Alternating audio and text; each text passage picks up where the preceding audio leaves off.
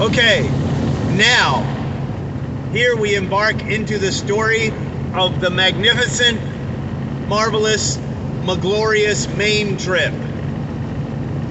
And I have to add children. I forgot. The children of Suzanne Bonin.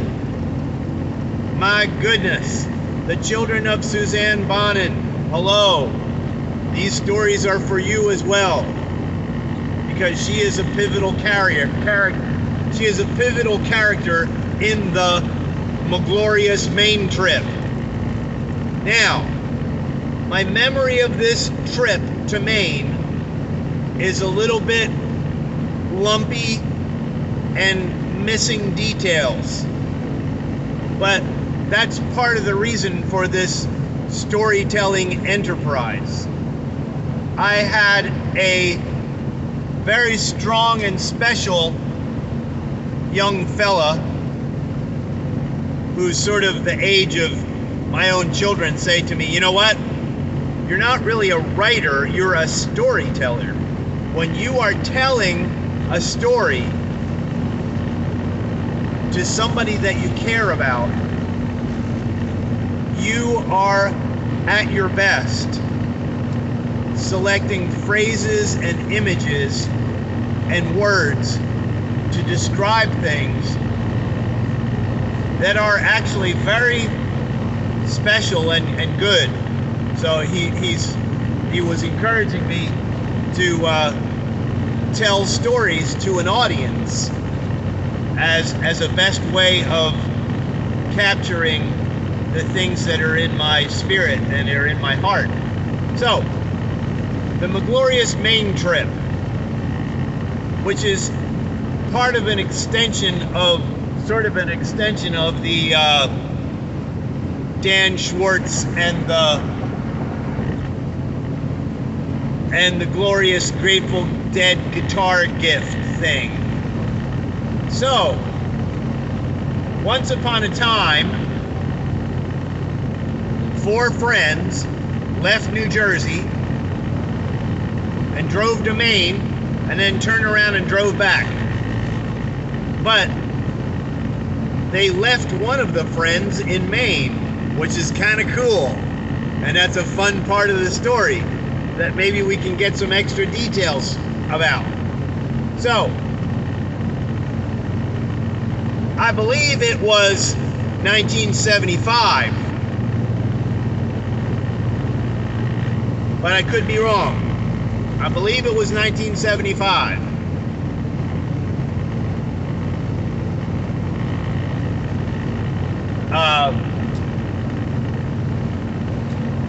Or it could have been 76. Could have been spring 1976. But there were 2 important rock and roll concerts. One just before the trip, and then one just after the trip. And I think it was maybe Gentle Giant before the trip, and then the Grateful Dead after the trip. But I'm not sure. And maybe somebody else can fill in the blanks on that. Dan, Eric, Chris? So anyhow, I'm this guy who has an adventurous mother.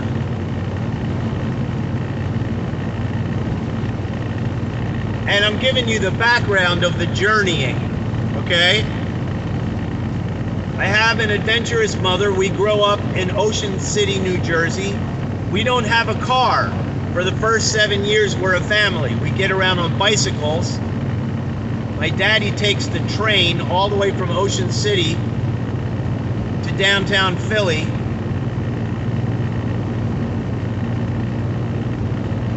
Before there was a Patco speed line.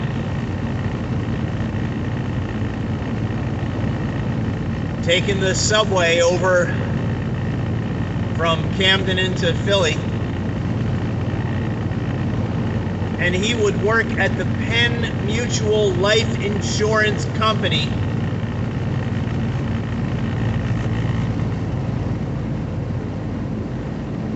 Right in the middle of the Liberty Bell territory, right in downtown Philadelphia. And he would go to night school at Temple University, having quit Christianity because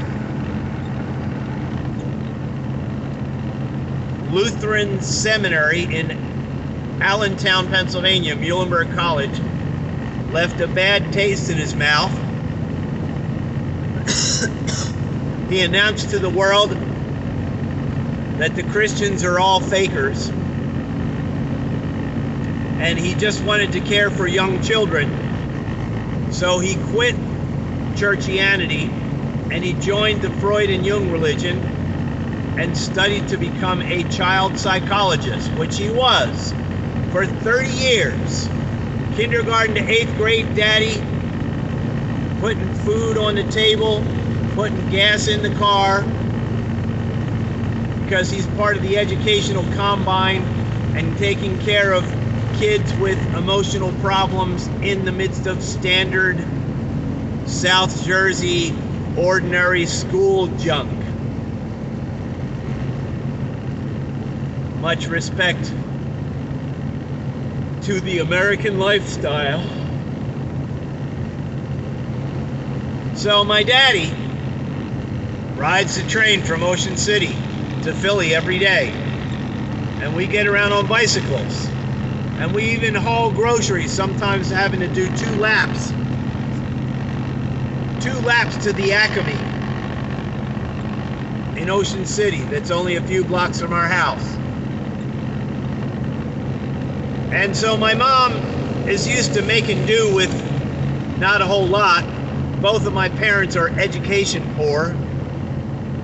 My parents had a bunch of degrees. My mom had a degree from Duke, she had a degree from University of Pennsylvania, and she had a degree from Westminster Theological Seminary, where she was Dean of Foreign Students. And my dad went to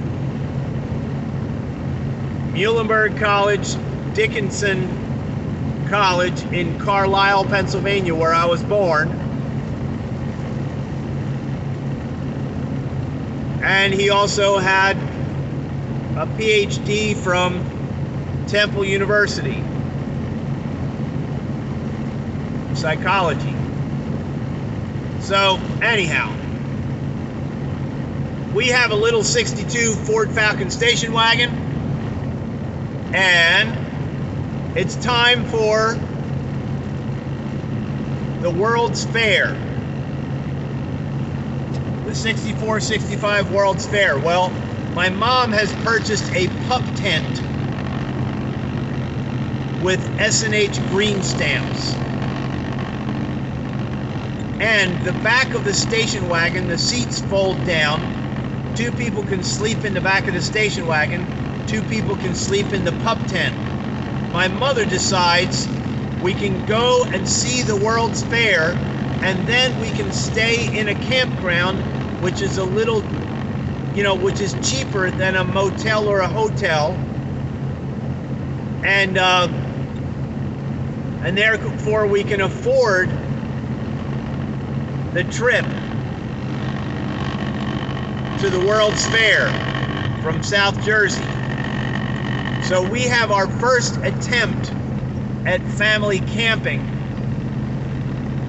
to be frugal and spend a nice long time at the World's Fair.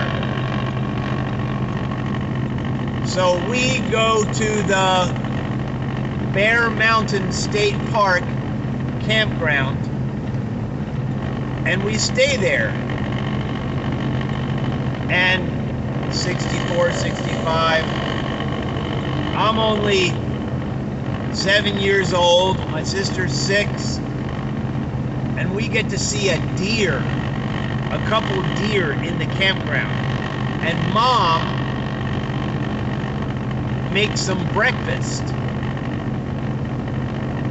on a picnic table. And I don't remember all the details of it, but it works out pretty good. I don't even remember how many nights we stayed. Maybe one, maybe two. But then we drove back to New Jersey. And then my father started his internship at Ancora State Psychiatric Hospital in the Pine Barrens of New Jersey, way down there towards Hamilton.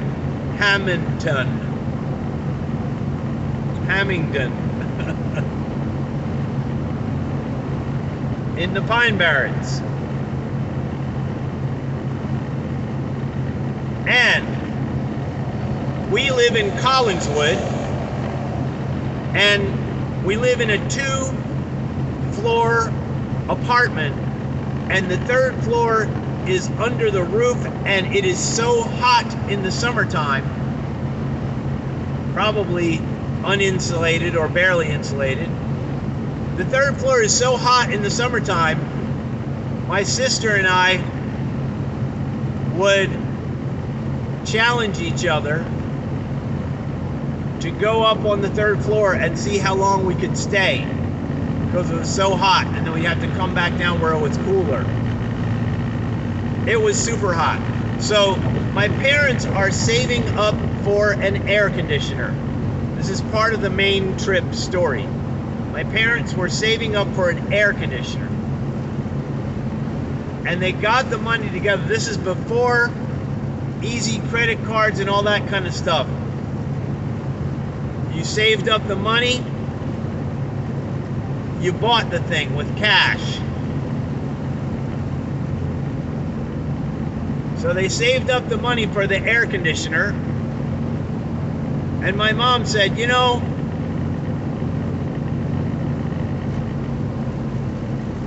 it's such a shame to spend all this money on this dumb machine that we're going to only use for about 2 months out of the year, maximum. We ought to buy a nice big tent and go live like Indians where it's cool in the summertime. You know, the Native Americans would move to a cooler area in the summer and then move to a warmer area in the winter. And there's an old Seminole saying, do not settle. Keep roaming around the prairies.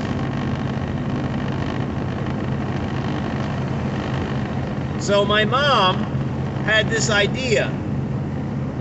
If we had a bigger tent, we could stay in campgrounds in the nice, cool Pine Barrens right next to the water, and we could put our feet in the water and go swimming as much as we wanted,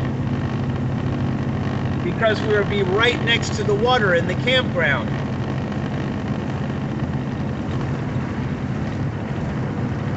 And so my dad said, you're out of your mind. But they did it.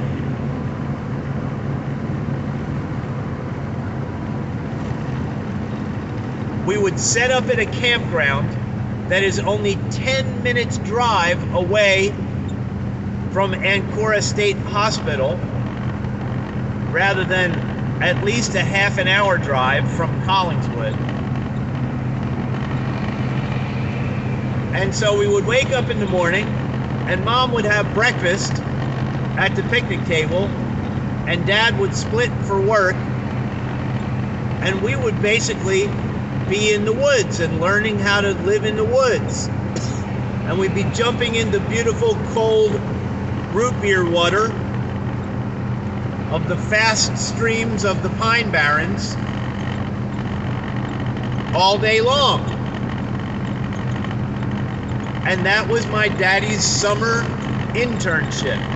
And we would move to different campgrounds. We stayed at Bellhaven Lake.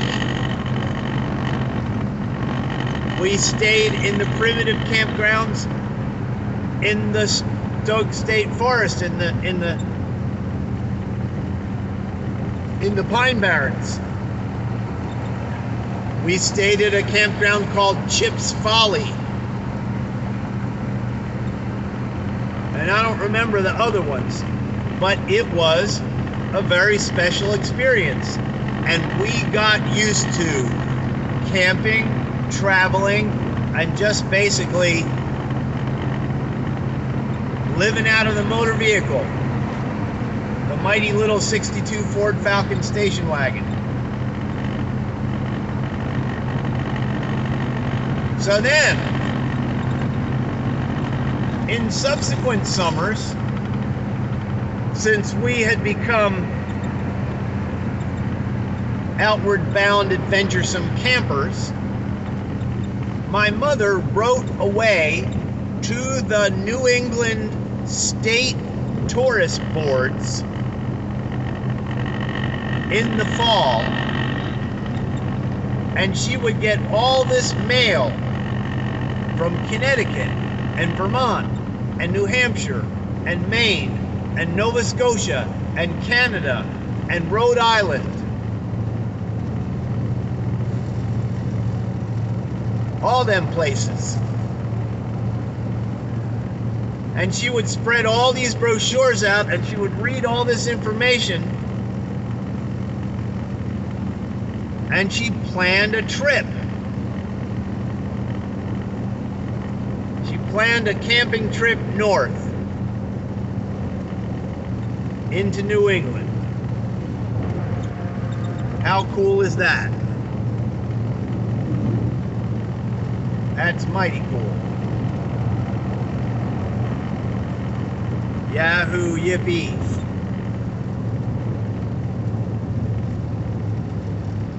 And then, glory, glory. Okay. I think I've been talking, I think I missed my exit. Wow, this is really crazy. I have driven so far in wrong directions. Shoo-wee.